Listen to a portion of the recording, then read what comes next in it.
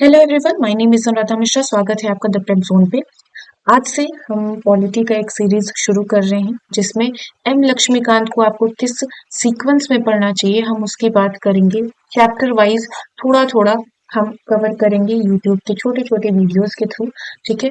और आज जो हम टॉपिक शुरू कर रहे हैं वो है यूनियन एग्जीक्यूटिव और उसमें भी प्रेसिडेंट साहब का चैप्टर। ठीक है। तो सबसे पहले हम प्रेसिडेंट से शुरुआत करेंगे। देखो, यूनियन एग्जीक्यूटिव कॉन्स्टिट्यूशन के पार्ट 5 में मेंशन्ड है फ्रॉम आर्टिकल 52 टू 78। ठीक है। जो पार्ट 5 है कॉन्स्टिट्यूशन का वो डील करता है यूनियन एग्जीक्यूटिव से।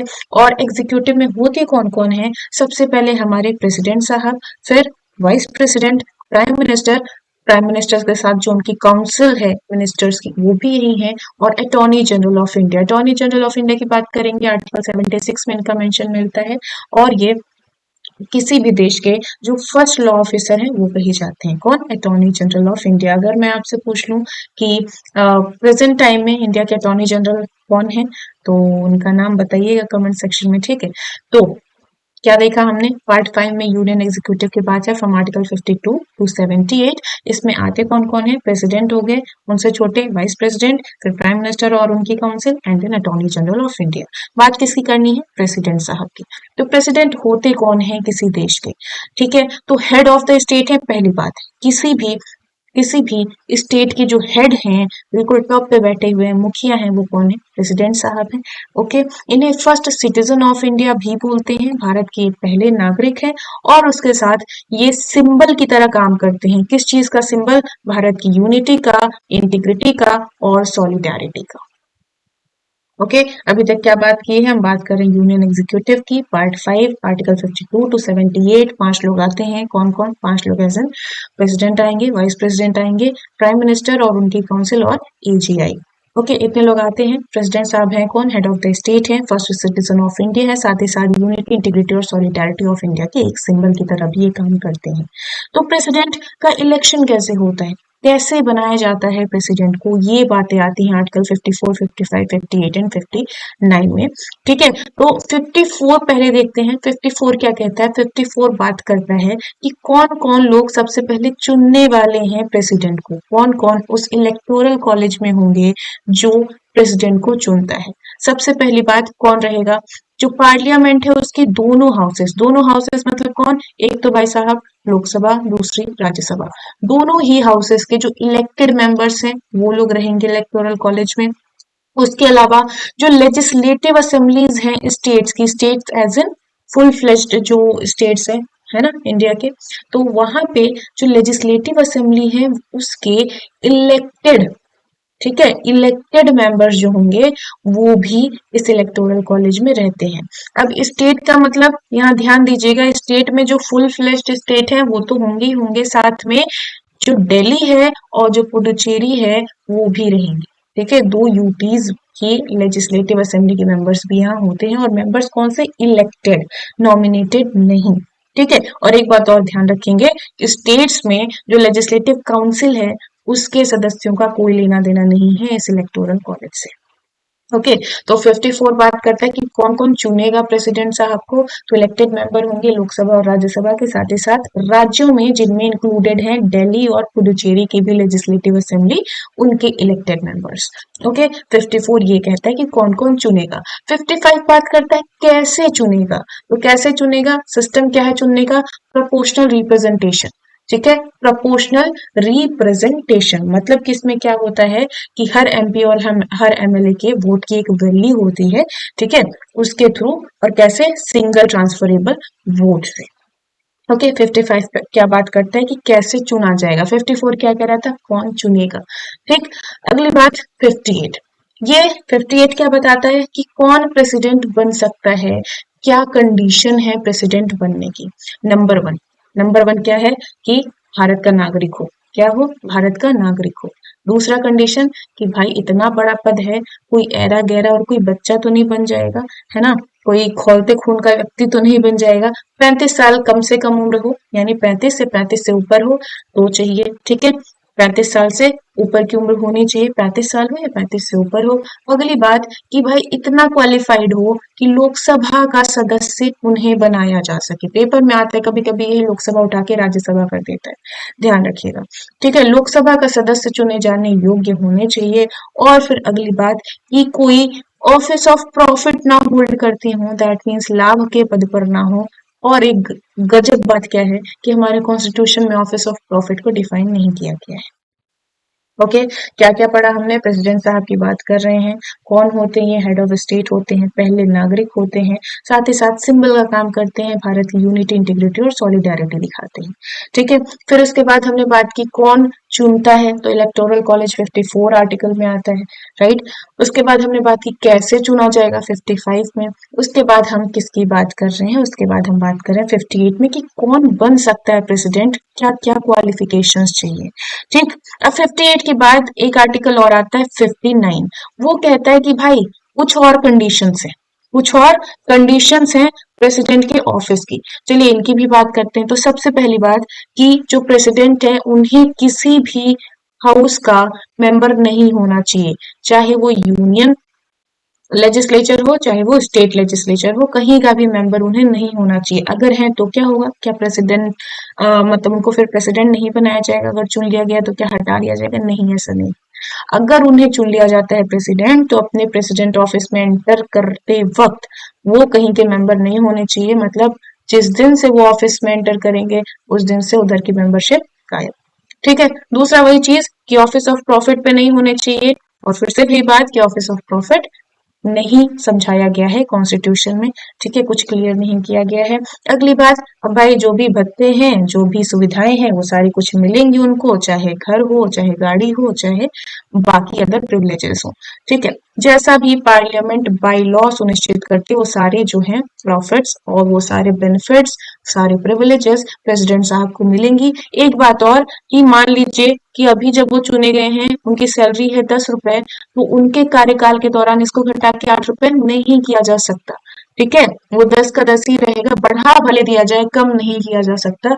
ये भी किसमें आता है? आर्टिकल 59 में। अब मान लीजिए किसी को चुन लिया गया है प्रेसिडेंट, तो अब आगे क्या? कितने टाइम तक वो प्रेसिडेंट बने रहेंगे? इसकी बात आती है आर्टिकल 56 में। 56 बात करता है टर्म की। ठीक है, तो ये क्या कहता है कि टर्म कितना होता है? 5 साल का। एक बार में चुन लिया गया तो 5 साल तक वो राष्ट्रपति बने रहेंगे। कब तक बने रहेंगे? 5 साल तक।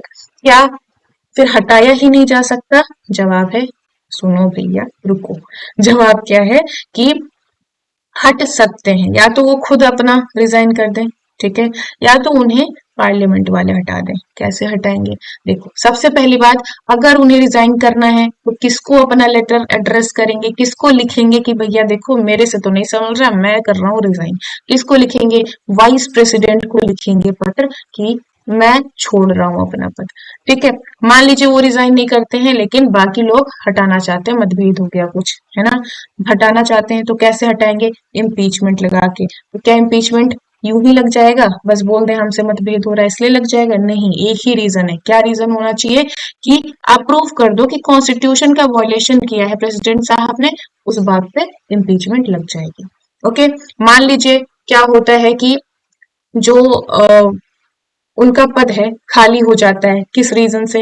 मान लीजिए उनकी अनफॉर्चुनेट डेथ हो जाती है, ठीक है, या फिर उनकी तबीयत खराब है, वो रिजाइन कर दे रहे हैं, या फिर उनको हटा दिया गया है इम्पीचमेंट के द्वारा, या कोई भी ऐसा रीजन है जिसकी वजह से उनका पद खाली है, तो उस टाइम पे वाइस प्रेसिडेंट एक्ट करेंगे किसकी तरह? प्रेसिडेंट की तरह। और कब तक एक्ट करेंगे? जब तक कि नया प्रेसिडेंट नहीं चुन लिया जाता। और कब तक ना चुन लिया जाए?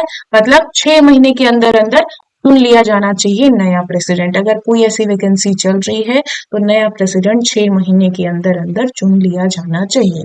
ठीक है, फिर अगला प्रश्न आता है, क्या प्रेसिडेंट साहब को हम री इलेक्ट कर सकते हैं? 5 साल हो गया उनका कार्यकाल का, क्या हम फिर से उनको प्रेसिडेंट बना सकते हैं? जवाब है बिल्कुल, री इलेक्शन हो सकता है उनका। ठीक है, अंडर आर्टिकल 57। ओके, फिर फिर अच्छा, हम अभी चुनाव की बात कर रहे थे प्रेसिडेंट साहब के, तो चुनाव कराता कौन है? ये भी प्रश्न आता है, चुनाव कराता कौन है? तो जो हमारी इलेक्शन कमीशन ऑफ इंडिया है वही चुनाव कराती है प्रेसिडेंट साहब का। और मान लीजिए कोई विवाद हो जाता है चुनाव से रिलेटेड, कोई भी मुद्दा है, कोई भी मैटर है, तो सुलझाएगा कौन, उस पर फैसला कौन लेगा? तो भाई साहब सुप्रीम कोर्ट किस लिए बैठी? इसीलिए बैठी है, सुप्रीम कोर्ट हर फैसला लेगी और साथ ही साथ जो उसका फैसला होगा वो बाइंडिंग होगा। अब मान लीजिए कि चुनाव हुआ था प्रेसिडेंट साहब का, उन्होंने कुछ इंपॉर्टेंट फैसले भी ले लिए, ठीक है, और 1 महीने बाद सुप्रीम कोर्ट कहती है कि नहीं भाई ये प्रेसिडेंट साहब तो गलती से बन गए हैं, चुनाव फिर से होगा। तो क्या 1 महीने में जो प्रेसिडेंट साहब के फैसले हैं वो इनवैलिड हो जाएंगे क्या? जवाब है नहीं, इनवैलिड नहीं होंगे, ठीक है। भले वो अपने पद से हट जाएं लेकिन उनके फैसले वैसे ही बने रहेंगे, ठीक। ये हो गया। अगली बात, आर्टिकल 60। आर्टिकल 60 ये क्या कहता है? ये बात करता है इसकी ओथ की, भाई शपथ। देखो भाई, हमने क्या कर दिया, हमने इलेक्शन उनका करा दिया, ठीक है, इलेक्शन हो गया है, उनकी क्वालिफिकेशन बता दी, इलेक्शन होने के बाद उनको फायदे क्या मिल रहे हैं वो भी बता दिया। अब ये भी तो बात कर लें कि शपथ कौन दिलाएगा? शपथ कौन दिलाएगा? तो हमारे जो चीफ जस्टिस ऑफ इंडिया है, ठीक है, वो दिलाएंगे शपथ। मान लीजिए चीफ जस्टिस ऑफ इंडिया जो है मालदीव्स गए हैं घूमने, तब कौन दिलाएगा? तो जो भी सीनियर मोस्ट जज हैं सुप्रीम कोर्ट के वो फिर दिलाएंगे ओथ किसको? प्रेसिडेंट साहब को। This was article 60। अभी तक हमने क्या बात की है? सबसे पहले हमने बोला आर्टिकल 54 इलेक्टोरल कॉलेज, ठीक है, कौन कौन चुनेगा, कैसे चुनेगा? आर्टिकल 55 कितने टाइम तक राष्ट्रपति जी रहेंगे? 56। उसके बाद क्या री इलेक्शन हो सकता है? 57। उसके बाद क्वालिफिकेशंस क्या है? 58। उसके अलावा थोड़ी और प्रेसिडेंट के ऑफिस की क्वालिफिकेशंस और बाकी चीजें जो हैं कहाँ आती हैं? 59 में आती है। और हमने 60 में क्या बात की है? ओथ की बात की है। 61 की भी बात कर लें क्या? चलिए कर लेते हैं। 61 रिलेटेड है किससे? इम्पीचमेंट से। हिंदी में इसे क्या बोलते हैं? महाभियोग, ठीक है। महाभियोग से क्या होता है कि जो पार्लियामेंट वाले हैं वो राष्ट्रपति जी को उनके पद से हटा सकते हैं। किस बेसिस पर? सिर्फ एक ही बेसिस है, that is violation of the constitution. संविधान का उल्लंघन करना चाहिए प्रेसिडेंट साहब को, उसके बाद ही महाभियोग उन पर लग सकता है, ठीक है। लगेगा कैसे? इस सदन में ऐसा कोई रिजोल्यूशन पास किया जाएगा, कहाँ से इनिशिएशन होगा ऐसे किसी रिजोल्यूशन का? तो ध्यान रखेंगे किसी भी सदन में, चाहे लोकसभा में चाहे राज्यसभा में, ऐसा कोई रिजोल्यूशन इनिशिएट कर सकते हैं। कैसे किया जाएगा? तो जो भी सदन है ना, जो भी सदन है उसके मेंबर्स का 1/4 अगर साइन कर दे कि भाई देखो हमको इम्पीचमेंट करना है राष्ट्रपति जी का, तो फिर कर सकते हैं, ठीक है। 1/4 मेंबर्स चाहिए जिस भी सदन से स्टार्ट हो रहा है, ठीक है। उसके बाद क्या होता है? इन जो भी चार्जेस उन पे लगाए गए हैं तो 14 दिन का नोटिस भी दिया जाना चाहिए किसको? राष्ट्रपति जी को, कि भाई देखिए आप पे हम इम्पीचमेंट लगा रहे हैं, ये हमारे रीजन है, इस वजह से हम लगा रहे हैं, ठीक है। अब ये जो पहला हाउस जहां से इनिशिएशन हुआ है वहां पे अगर पास हो जाता है, कैसे पास होता है? तो जो टोटल मेंबरशिप है हाउस की उसके 2/3 मेजोरिटी से पास करना पड़ेगा। अगर पास हो जाता है तब जाएगा दूसरे हाउस में। दूसरा हाउस क्या करेगा? पहले वहां पे इन्वेस्टिगेट करेगा, ठीक है। इन्वेस्टिगेशन के बाद उसके बाद फिर दूसरे हाउस में भी रेजोल्यूशन पास किया जाएगा। अगर वहां भी टोटल मेंबरशिप के 2/3 मेजोरिटी से पास हो जाता है वो रेजोल्यूशन, तो फिर उस टाइम से ही जो प्रेसिडेंट साहब हैं ये माना जाएगा भाई इन पे लग गया महाभियोग, इनको हटा दिया गया है इनके पद से, ठीक है। सो आर्टिकल 61 टॉक्स अबाउट महाभियोग और इम्पीचमेंट। नेक्स्ट हम बात करेंगे प्रेसिडेंट साहब के पावर्स एंड फंक्शंस की, ठीक है। तो ये सारी चीजें हम नेक्स्ट वीडियो में कवर करने वाले हैं, तब तक के लिए साथ में बने रहिएगा, ठीक है। और जो मैंने क्वेश्चन पूछा था कि अभी प्रेजेंट में हमारे अटॉर्नी जनरल ऑफ इंडिया कौन है, उनका नाम कमेंट में जरूर लिखिएगा। बाकी आज के लिए इतना रहेगा, मैं चलती हूँ, ta ta bye bye, take care, जय हिंद।